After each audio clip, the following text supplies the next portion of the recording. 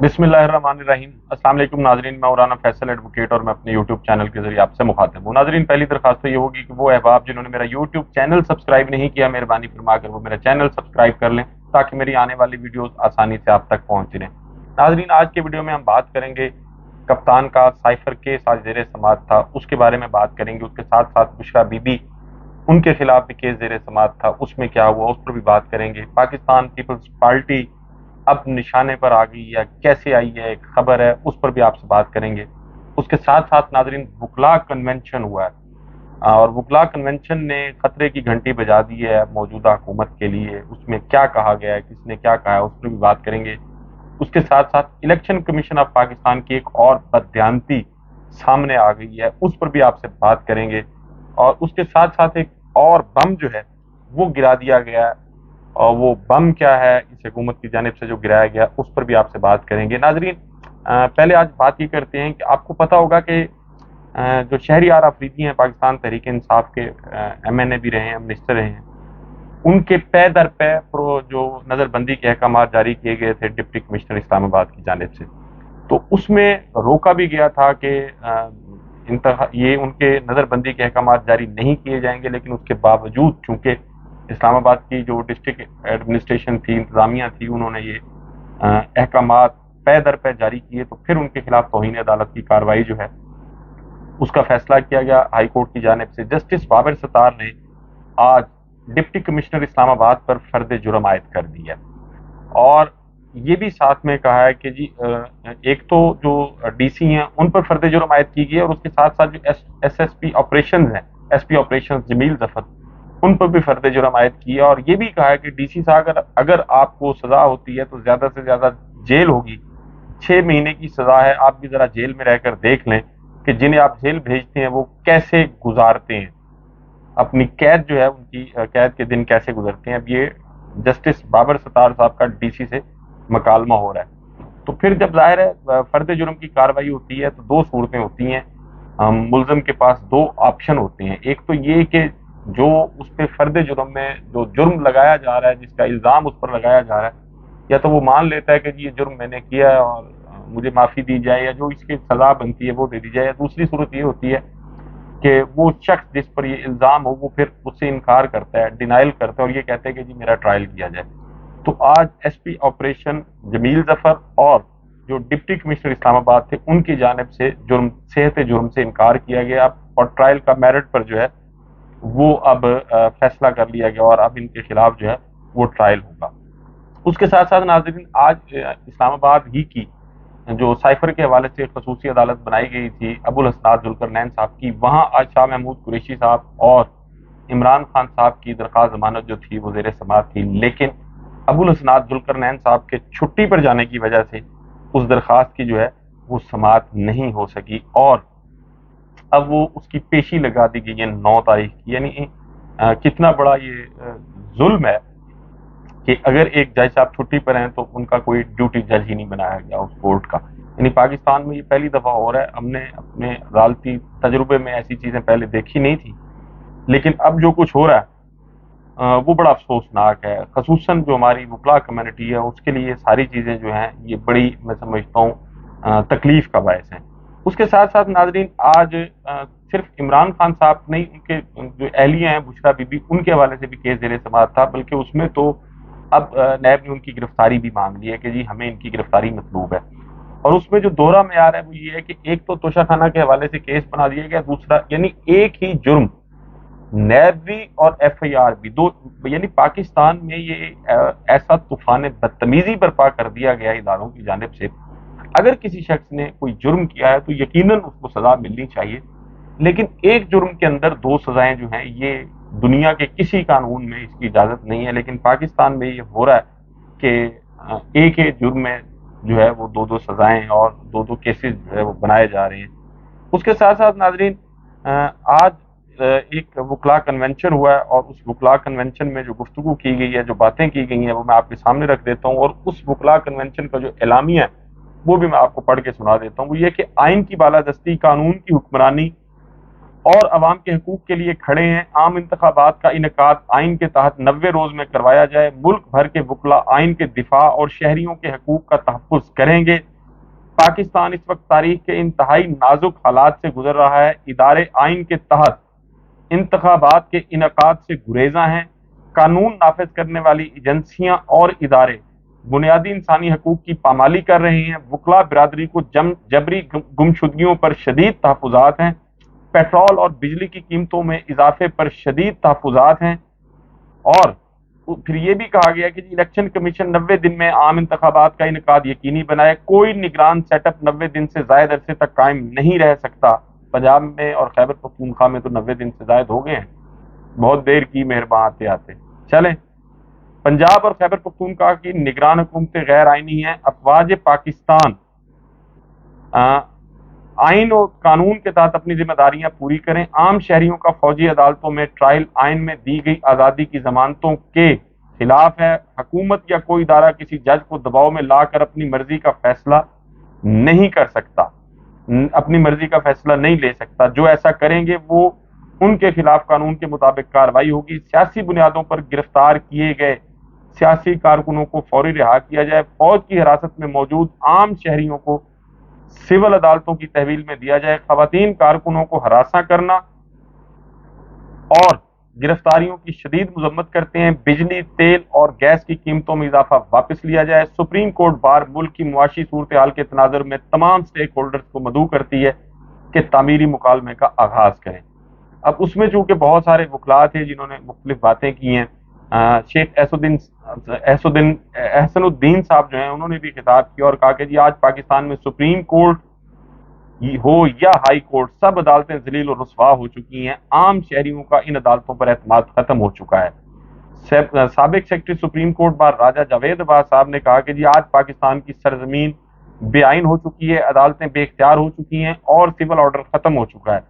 اعلیٰ عہدوں پر بیٹھے ہوئے لوگوں سے گزارش ہے کہ وہ عارضی منصب لے کر بیٹھے ہیں، منصب تو آنا جانا ہے۔ اس پاکستان کے ساتھ آپ نے بہت کچھ کر لیا، اب خدا کا خوف کریں۔ ایڈوکیٹ توصیف آصف صاحب نے بھی خطاب کیا اور انہوں نے کہا کہ جی ہم نے پہلی دفعہ دیکھا ہے کہ پارلیمان کے اندر عوام کی آواز کو دبانے کے لیے قانون سازی کی گئی ہے، توہین پارلیمنٹ کا قانون بنایا گیا، عام شہریوں کو دبانے کے لیے آفیشیل سیکرٹ ترمیمی ایکٹ بنایا گیا۔ توفیق آصف صاحب نے یہ بھی کہا ہے کہ جی پاکستان کے موجودہ حالات کا اصل ذمہ دار اعلیٰ عدلیہ اور ججز میں تقسیم ہے۔ اس میں بھی کوئی شک نہیں ہے کہ سپریم کورٹ آف پاکستان میں جو تقسیم ہے، جسٹس منصور علی شاہ، قاضی فائز عیسیٰ اور اطہر من اللہ صاحب اور جو دیگر ججز، خصوصاً یہ جو کیسز تھے supreme court judgment and review, اس میں اور یہ جو 90 دن میں انتخابات کے حوالے سے ان ججز کا جو پوائنٹ آف ویو سامنے آتا رہا ہے اور جس طرح کورٹ پروسیڈنگ میں انٹرفیرنس کی گئی ہے، تو وہ سب سامنے، اس میں کوئی شک نہیں ہے کہ عدلیہ کی بے توقیری کی ایک وجہ ججز کی تقسیم بھی ہے۔ صدر کراچی بار جو ہیں انہوں نے بھی خطاب کیا، انہوں نے کہا کہ 2007 کی تحریک کے بعد ججز کو تو بہت کچھ مل گیا لیکن عوام کو کچھ نہیں ملا۔ لطیف خان کھوسا صاحب نے کہا کہ جی ایک دفعہ چودھری پرویز الہی کیس میں ہائی کورٹ توہین عدالت میں سزا دے تو کوئی پولیس والا غیر قانونی احکامات نہیں مانے گا۔ یہ ساری باتیں کی گئی ہیں۔ اب اللہ کرے یہ جو کچھ کہا گیا اس پر عمل بھی ہو، اور اگر اس پر عمل نہیں ہوتا تو پھر وکلا جو ہے وہ اس ملک میں باقاعدہ ایک تحریک شروع کریں اور حکومت کو دباؤ میں لا کر یہ سارے مطالبات جو ہیں وہ منوائے جائیں۔ میں ہوپ فل ہوں کہ ایسا ہی ہوگا اور وکلا تنظیمیں جو ہیں، خصوصاً پنجاب بار کونسل اور سپریم کورٹ بار کونسل کی جو ذمہ داری تھی وہ اب تک پوری ہوتی ہوئی نظر نہیں آ رہی۔ پاکستان کے اندر جب بھی کوئی غیر قانونی اور غیر آئینی کام کیا جائے گا تو وکلا کی میں سمجھتا ہوں سب سے زیادہ ان پر بھاری ذمہ داری عائد ہوتی ہے کہ اس ناانصافی، اس غیر آئینی غیر قانونی کام کے خلاف علم بغاوت بلند کریں۔ بہرحال اب چونکہ یہ سلسلہ ہو گیا ہے شروع، اس کے ساتھ ساتھ ناظرین پاکستان پیپلز پارٹی جو ہے اس کے خلاف جو ہے اب وہ کارروائیوں کا لگتا ہی یہی ہے کہ آغاز ہو گئے اور اب پاکستان پیپلز پارٹی کی چیخیں جو ہیں وہ آہستہ آہستہ نکلنی شروع ہو گئی ہیں۔ شازیہ مری صاحبہ جو ہیں پاکستان پیپلز پارٹی سے ان کا تعلق ہے، ان پر الزام ہے جعلی ڈگری کیس ہے، ان کے حوالے سے ہائی کورٹ میں فوری سماعت کی جو ہے وہ استدعا منظور ہوئی ہے اور 5 اکتوبر کو یہ کیس فکس ہو گیا ہے اور فری کین کو اس میں طلب کر لیا گیا ہے۔ شازیہ مری پر الزام یہ کہ جو انہوں نے لیاری کی اپنی ہم نام لڑکی کے نام پر ڈگری بھی لی، 2013 سے کیس التوا کا شکار تھا، یہ درخواست گزار نے کہا ہے، اور اس کیس کو جو ہے وہ جلدی فکس کیا جائے تاکہ اس کا میرٹ پر فیصلہ کیا جا سکے۔ تو جسٹس یوسف علی سہی صاحب جو ہیں پھر انہوں نے اس پہ بڑے دلچسپ ریمارکس بھی پاس کی۔ انہوں نے کہا کہ جی کیس بھی آپ خطرناک لائے ہیں اور اوپر سے قسمت بھی آپ کا ساتھ نہیں دے رہی۔ اب ہائی کورٹ کی جج کی جانب سے اگر یہ کہا جائے کہ جی کیس خطرناک ہے اور قسمت بھی ساتھ نہیں دے رہی، تو اس کا کیا مطلب ہے؟ یہ اخذ کرنا زیادہ مشکل نہیں ہے۔ اس کے ساتھ ساتھ ناظرین، الیکشن کمیشن آف پاکستان کی جو بدبیانتی ہے وہ کھل کر سامنے آ گئی ہے۔ فہیم اختر صاحب نے ایک ٹویٹ کیا ہے، انہوں نے اپنے ٹویٹ میں ایک بڑی تہلکہ خیز اور اہم دستاویز، ایک لیٹر جو ہے اس کا حوالہ دیا۔ انہوں نے کہا کہ جی الیکشن کمیشن کا دورہ معیار بے نقاب ہو گیا۔ الیکشن کمیشن نے 16 دسمبر کو سیکرٹری وزارت منصوبہ بندی کو خط لکھا اور کہا کہ اگر، اب یہ ڈیٹ کیا آ رہی ہے، 16 دسمبر 2022 کو خط لکھا جا رہا ہے کہ اگر 31 مارچ 2023 تک ڈیجیٹل مردم شماری کے حتمی نتائج نہ دیے گئے تو الیکشن کمیشن عام انتخابات 2023 پرانی حلقہ بندیوں پر کرائے گا، اور بروقت عام انتخابات کرانا آئینی ذمہ داری ہے۔ پھر 5 اگست کو مشترکہ مفادات کونسل اجلاس میں مردم شماری کی منظوری ہوتی ہے، اور 17 اگست کو الیکشن کمیشن اپنے پرانے آئینی موقف سے انحراف کرتے ہوئے انتخابات کی بجائے حلقہ بندیاں کرنے کا فیصلہ کرتا ہے۔ اگر ملک میں آئین و قانون کی تھوڑی سی بالادستی ہوتی تو آئین کی خلاف ورزی پر چیف الیکشن کمشنر اور ممبران کے خلاف کارروائی شروع ہو چکی ہوتی۔ یہ کارروائی کس نے کرنی ہے؟ سپریم کورٹ آف پاکستان نے کرنی ہے، اور سپریم کورٹ آف پاکستان اپنے اس فیصلے پر عمل نہیں کرا سکی جو 14 مئی کو انتخابات کے حوالے سے انہوں نے کیا تھا۔ اس کے ساتھ ساتھ ناظرین، عوام کو پیٹرول میں اور دوسری چیزوں میں الجھا کے الیکشن ہوگا نہیں ہوگا، حلقہ بندیاں ہوگی نہیں ہوگی، اس کے ساتھ ساتھ ناظرین ایک بم گرا دیا گیا ہے پبلک کو، یہ ٹرک کی بتی پیچھے لگا کر، اور وہ بم یہ ہے کہ جی national electric power regulatory authority, جس کو نیپرا بھی کہتے ہیں، انہوں نے پن بجلی کی پیداواری ٹیرف جو ہے وہ 28.83% بڑھانے کی منظوری دے دی ہے، اور اس حوالے سے نیپرا نے فیصلہ بھی جاری کر دیا، یعنی پن بجلی کا جو اوسط پیداواری ٹیرف 3.85 روپے سے بڑھا کر 4.96 روپے فی یونٹ کر دیا گیا، یعنی 1.11 روپے کا فی یونٹ اضافہ کر دیا گیا ہے۔ اور جو آئی ایم ایف نے 400 یونٹ تک بجلی استعمال کرنے والے لوگوں تھے ان کو ریلیف کی تجویز جو ہے وہ بھی مسترد کر دی، اور نیپرا نے واپڈا کی درخواست پر ٹیرف بڑھانے کی منظوری جو ہے وہ سال 2022-23 کے لیے دی ہے، اور یہ پن بجلی کا جو ٹیرف ہے اس کو بڑھانے کا فیصلہ جو ہے وہ وفاقی حکومت کو بھی نیپرا نے بھجوا دیا ہے۔ ناظرین، لوگوں کو اپنے نان ایشوز میں الجھا کر حکومت جو ہے وہ پے در پہ وارداتیں ڈال رہی ہے۔ اس نگران حکومت نے پیٹرول کی قیمت جو ہے وہ اب کہاں پہنچا دی ہے وہ بھی آپ کو پتہ ہے۔ بجلی جو ہے وہ جتنی مہنگی ہوگی، اب لوگ جو ہے وہ ان میں اتنی سخت نہیں رہی کہ وہ اپنی بجلی کے بل جو ہے وہ بھی دے سکیں۔ لیکن اس حکومت کی تمام تر جو ان کے پیشرو تھے شہباز شریف صاحب، ان کی جو اتحادی حکومت تھی پی ڈی ایم کی، وہ بھی، اور یہ جو موجودہ ٹولہ اس وقت ملک میں برسر اقتدار ہے یہ بھی، اور یہ ٹولہ غیر آئینی اس لیے ہے کہ آئین کے مطابق پاکستان تحریک انصاف جو ہے وہ اپوزیشن میں تھی، لیکن اسپیکر راجہ پرویز اشرف نے یہ بددیانتی کرتے ہوئے ان کا وہ جو آئینی عدالت کا ایک فیصلہ تھا اس کو ماننے سے انکار کیا، اور ممبران قومی اسمبلی پر قومی اسمبلی کے دروازے بند کیے گئے، ان کو شرکت نہیں کرنے دی گئی۔ اگر اس فیصلے پر عمل درآمد کیا جاتا تو اپوزیشن لیڈر ہے جو وہ پاکستان تحریک انصاف کا ہونا تھا، اور پاکستان تحریک انصاف کے لیڈر کے ساتھ مشاورت جو ہے قانونی اور آئینی طور پر ضروری ہے نگران وزیر اعظم کے لیے، جو نہیں کی گئی۔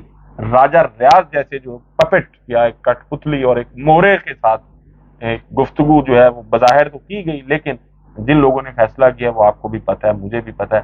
ناظرین، عمران خان صاحب کے کیسز میں کیا ہوتا ہے اور وکلاء تحریک جو ہے یہ کب شروع ہوتی ہے، اس کے لیے دوبارہ انتظار کرنا پڑے گا۔ آپ سے ملاقات ہوگی اگلی ویڈیو میں۔ اپنا اور اپنے ارد گرد کے لوگوں کا بہت خیال رکھیے گا۔ اللہ حافظ۔